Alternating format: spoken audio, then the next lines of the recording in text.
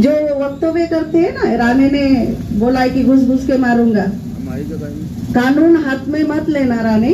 और रामगिरी बाबा जो बोला है ना, तुझे माफी मांगना पड़ेगी और तुझे झुकाकर हम रहेंगे, ये हमारा वादा है। तू लिख के ले ले बॉन्ड पे, तू झुकेगा और तुझे हम झुकाएंगे। और राणे तू एक बार सामने आ जा, हम तुझे बताएंगे कि क्या होता है, मुस्लिम क्या है, और तूने जो गुस्ताखी की है ना उसकी सजा भी मिलेगी। तूने कानून तोड़ा है ना, तुझे कानून का बता देंगे हम कि कानून क्या होता है। और संविधान में जो लिखा है, तू संविधान का भी उल्लंघन कर रहा है, तो संविधान में जो लिखा है उसी के दायरे में रह के हम तुझे सजा देंगे, ये वादा है हमारा, ये लिख के ले ले। सबसे पहले मैं रामगिरी बाबा नहीं बोलूंगा, रामगिरी ने जो भी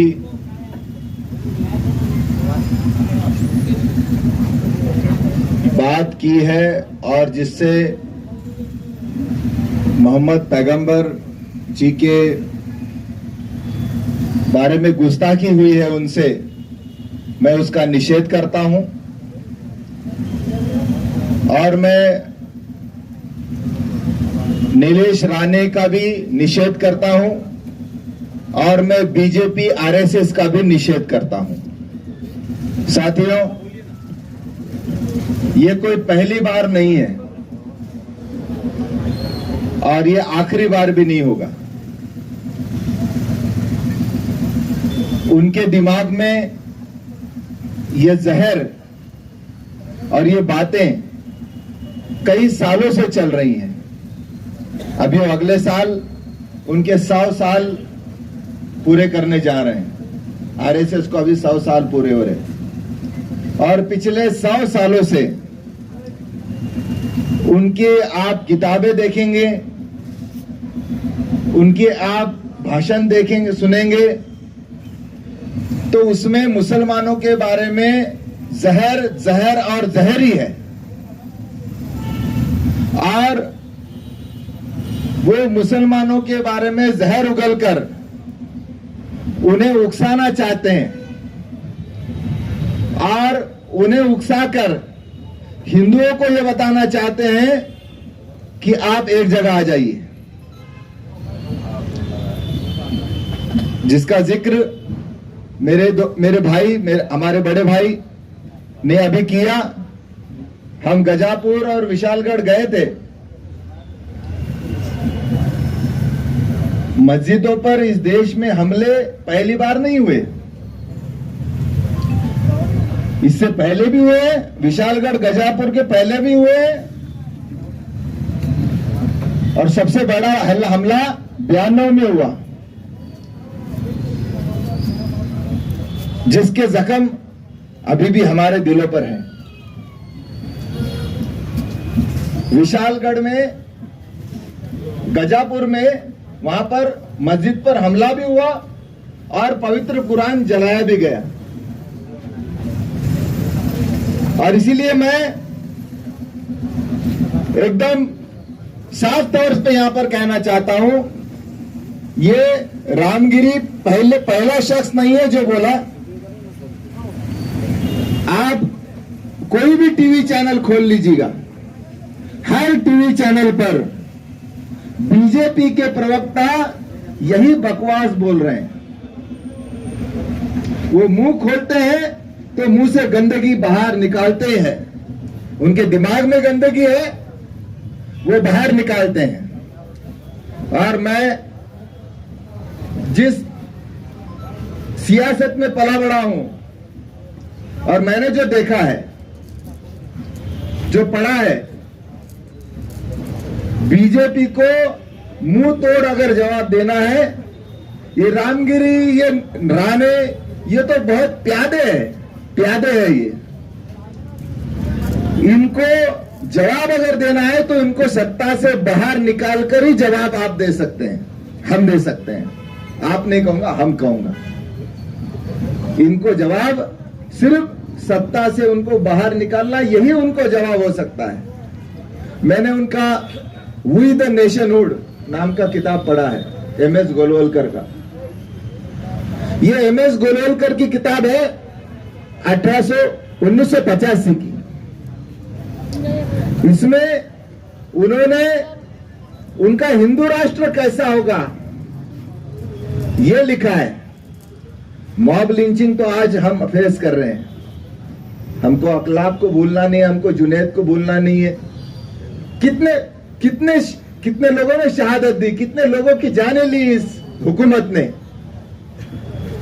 लेकिन वही द नेशनहुड नाम की उस किताब में मॉब लिंचिंग उसमें लिखा है, जो इतने साल पहले किताब लिखी थी उसमें लिखा है। वो ये संविधान को नहीं मानते, ये लोकशाही को नहीं मानते, ये अदालत को नहीं मानते, ये जो न्याय की प्रक्रिया है उसको नहीं मानते। उसमें लिखा है उन्होंने वी द नेशनहुड में कि जो मेजोरिटी तय करेगी वही फैसला होगा। तो आपको हुकूमत मिली, गो हत्या बंदी का कानून तो पहले ही था, आपने गोवंश लगा दिया, आप हुकूमत में हैं, आपको ये इख्तियार है, आप कुछ भी कर दो, कानून कोई भी बना दो। लेकिन अगर आपने कानून बना दिया तो उसको विरोध करने का अधिकार हमारा है, चाहे वो कोई भी कानून हो, उसको विरोध करने का अधिकार हमारा होता है। लेकिन अगर कानून बनाया है तो अगर कोई जानवर लेके जा रहा है तो आपके कानून के तहत उस पर एफआईआर होनी चाहिए, एफआईआर होने के बाद चार्जशीट होनी चाहिए, और चार्जशीट वहां साबित करके फिर अदालत जो देगी वो सजा हो जाएगी। लेकिन वी द नेशनहुड में उन्होंने जो लिखा था, जो मेजोरिटी करेगी वो फैसला हो जाएगा, अदालत कुछ नहीं, डायरेक्ट वहीं पे फैसला। फिर आपके हमारे अखलाक के फ्रिज में बाद में चिकन मिला, लेकिन बिप बोल के उसको मार दिया ना बेचारे को। बाद में फॉरेंसिक में मिला, उसके घर में उसके फ्रिज में चिकन था, और उसका बेटा जो है तो एयरफोर्स में काम करता था। और इसीलिए वो इस तरीके से जो है वो जगह पर फैसला करना चाहते हैं, और ये मेजॉरिटी को उस तरीके से उकसाना पिछले कई सालों से वो मुसलमानों के बारे में, हिंदुओं के दिमाग में जहर भर रहे हैं।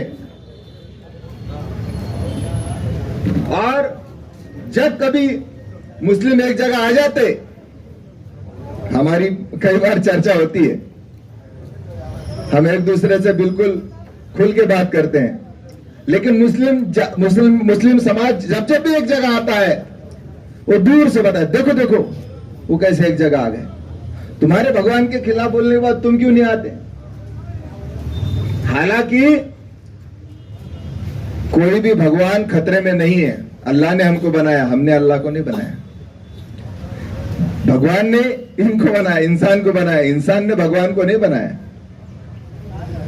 लेकिन ये सियासत वाले, ये मोदी, मोहन भागवत, अमित शाह, ये इन जैसे लोग ऐसा भ्रम फैलाते हैं लोगों में कि जैसे मुस्लिम एक जगह आते हैं वैसे हिंदुओं ने भी एक जगह आने चाहिए,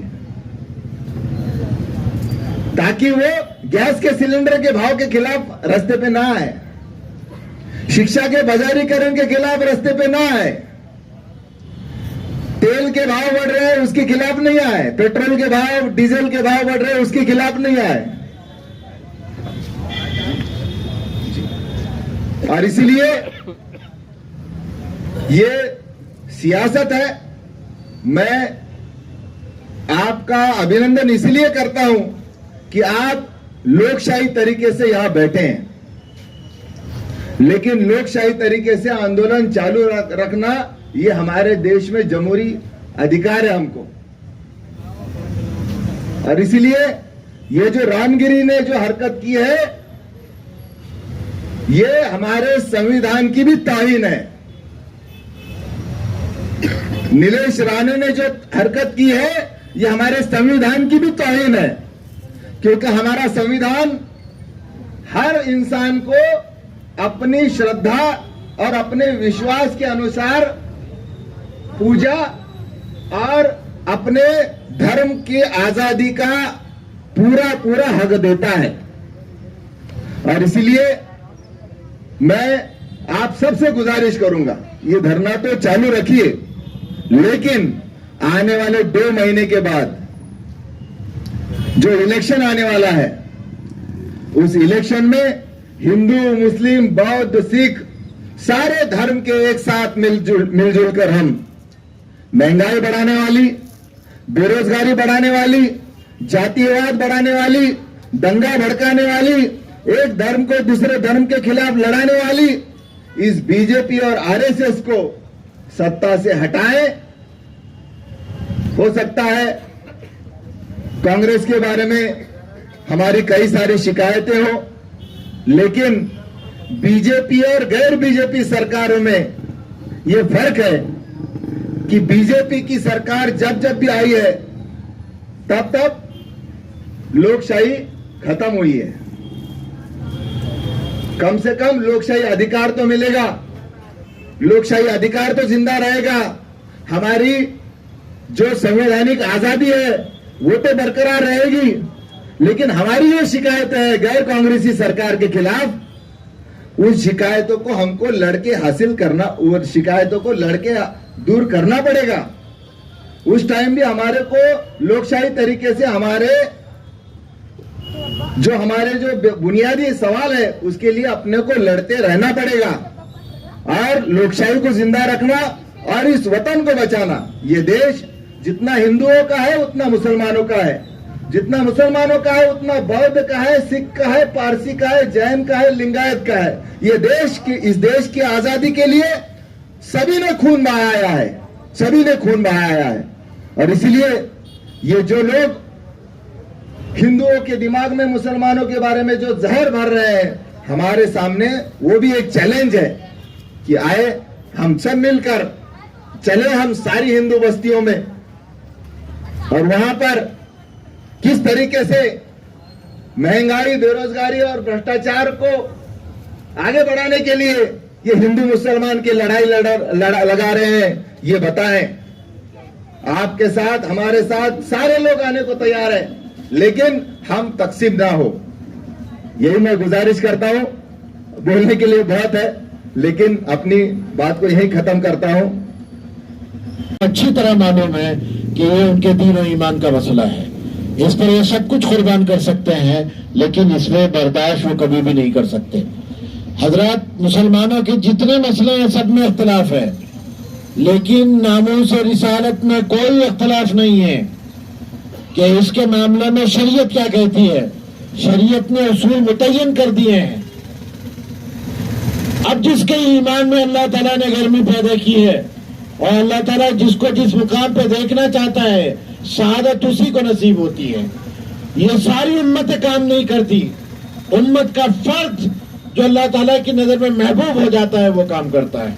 और तारीख गवाह है कि अल्लाह के रसूल के जमाने से लेकर अबू जहल हो या अबू लहब हो, हय्य बिन अख्तब हो या काब बिन अशरफ हो, या उस जमाने के अंदर मुस्लिमा बिन कज़्ज़ाब हो, या हमारे जमाने के सलमान रश्दी हो या शरदानंद हो, उनको मकाम अपना बताया है उन लोगों ने जिनको अल्लाह ताला ने ईमान की हैसियत से मंजूर किया था और मुंतखब किया था।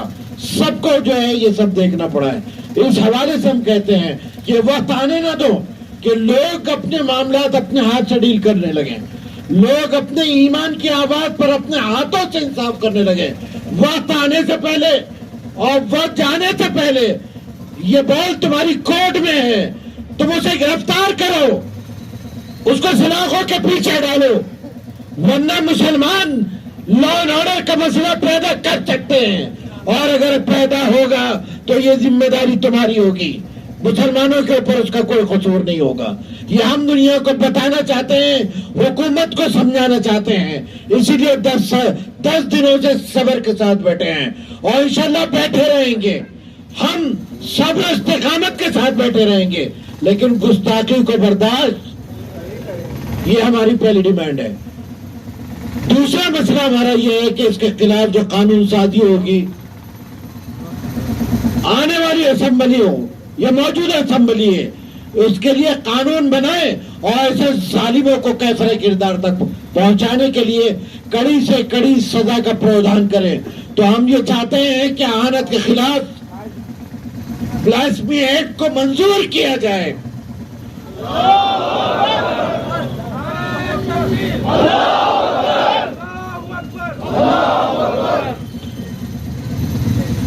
तीसरी बात यह है कि जो मुसलमानों के औकाफ हैं, उनके आबा अजदाद की जो जायदादें हैं जो अल्लाह के नाम पे वक्फ की गई हैं, ये किसी के बाप की जायदाद नहीं है, ये मुसलमानों के आबा अजदाद की जायदाद है।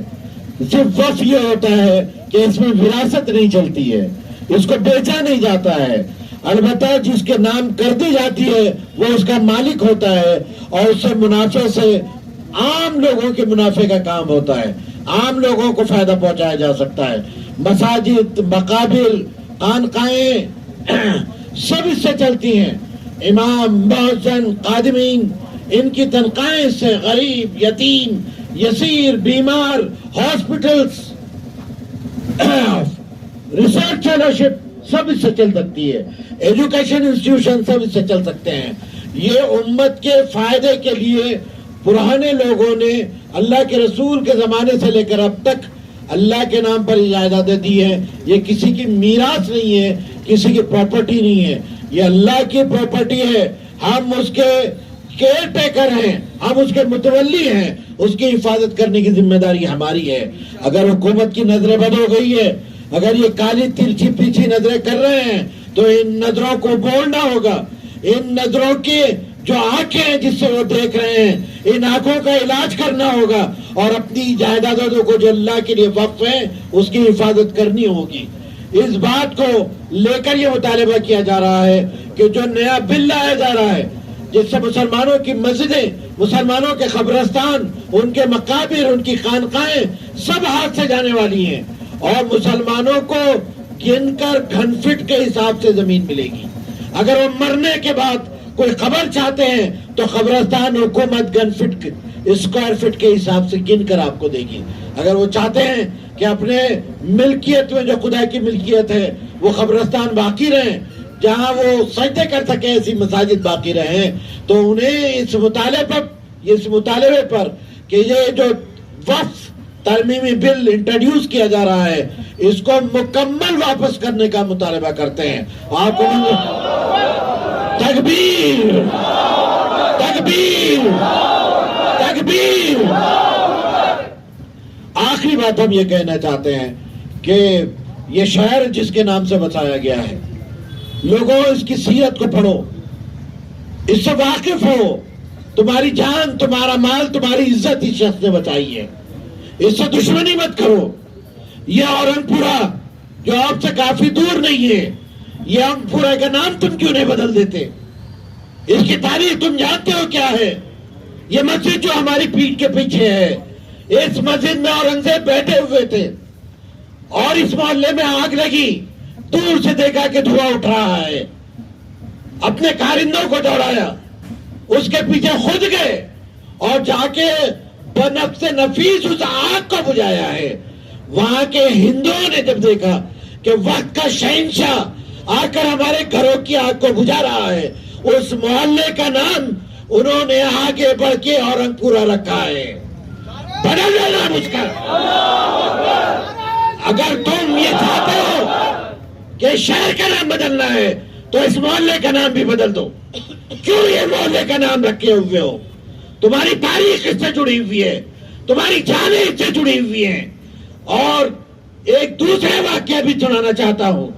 बनारस की एक मस्जिद है, आज भी मौजूद है, एक पंडित ने बनाई है, गैर मुस्लिम पंडित ने मस्जिद बनाई है और उसकी दास्तान ये है कि उसकी एक लड़की को उस सूबे के सूबेदार ने निकाह का पैगाम दिया था और लड़की ने इनकार कर दिया था।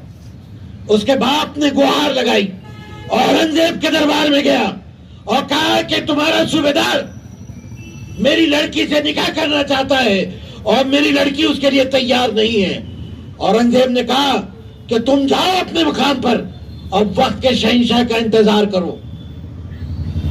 उस पंडित ने सुना और कहा कि क्या वक्त के बादशाह आज के जैसे जो लीडर्स होते हैं, जो वादे करते हैं, वो भी ये समझ रहा था कि एक मामूली सा वादा है, एक बादशाह ने किया है, भूल जाएगा।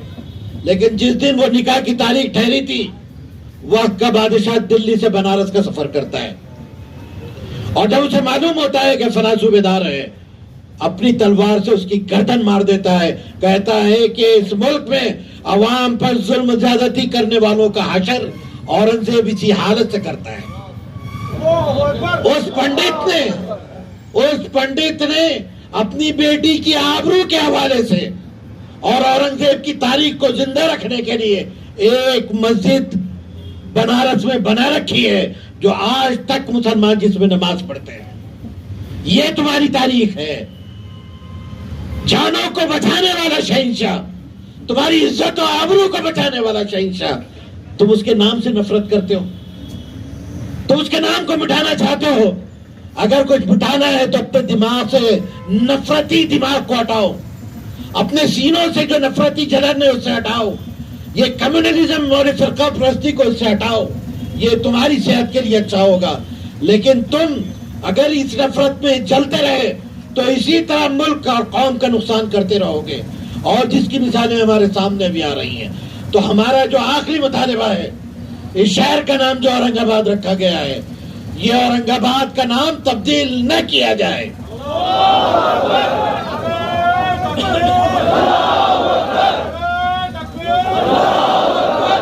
और अगर आपको कुछ तारीख के लोगों से मोहब्बत है और अपने ही सिलसिले के लोगों से मोहब्बत है, अगर वो नाम रखना चाहते हैं तो हमें कोई एतराज नहीं है। संभाजी नगर आप नाम रखना चाहते हैं तो रख लीजिए वालू से आगे की बस्ती का नाम, आप रख लीजिए चिकलठाने से शेंद्रा का नाम, रख लीजिए नामों को, बना लीजिए एक रेवेन्यू कॉरिडोर, इन तमाम इलाकों को आप नाम रख लीजिए, कोई एतराज हमको नहीं है। क्यों? हम तारीख से दुश्मनी नहीं रखते, हमने तारीख बनाई है, उसका एहतराम करते हैं। तुमने तारीख नहीं बनाई है, इसलिए तारीख से तुमको चिढ़ है और तुम तारीख को मिटाना चाहते हो। लेकिन याद रखो, तारीख मिटती नहीं है, तारीख बनती है। तारीख हमने बनाई है और ता क़यामतों जिंदा रहेगी इंशाअल्लाह। और आने वाली नस्ल हमारी तारीख पढ़ेगी नहीं, हम तारीख लिखने जा रहे हैं, एक नई तारीख जो इस दौर को हमारे अज़्म और हौसले से रोशनास करवाएगी। हम मायूस नहीं है, 10 दिन हो गए हैं, मायूस नहीं है, यहां से उड़ भी गए तो मायूस नहीं है।